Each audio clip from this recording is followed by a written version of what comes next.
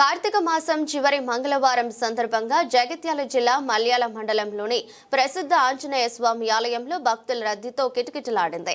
తెల్లవారుజాము నుంచే భక్తుల ప్రవాహం పెరిగి ఒక్క రోజులోనే 40,000 మంది స్వామి దర్శనానికి తరలివచ్చారు. దీంతో భారీ వాహనాలు రావడంతో ట్రాఫిక్ అంతరాయం ఏర్పడింది.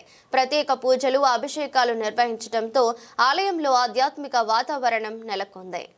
ఈరోజు లాస్ట్ మంగళవారం సందర్భంగా కార్తీక మాసం లాస్ట్ మంగళవారం కనుక దాదాపుగా 30 నుంచి 40,000 మంది అంతా వచ్చింది. ఒకరోజు ముందే ఈవో గారు అన్ని పర్యవేక్షణలో అన్ని సౌకర్యాలు, లైన్లు కావచ్చు, వాటర్ కావచ్చు, ఎలక్ట్రిసిటీ కావచ్చు, చలువ పందిళ్ళు కావచ్చు, అన్నీ దగ్గర ఉండి సౌకర్యాలు యాత్రికులకు అనుకూలంగా ఎంబడెంబడి తిరుక్కుంటూ చాలా బాగా చేశారు.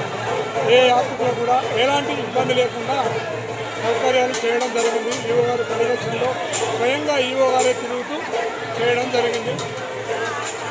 సంజయ్ కుమార్, మాది మద్దుట్ల ఈ పక్కన గ్రామం. మరి ఈ కొండగట్టు ఆంజనేయ స్వామి దర్శనానికి నేను ఎవ్రీ మంత్ అలా వస్తుంటాను.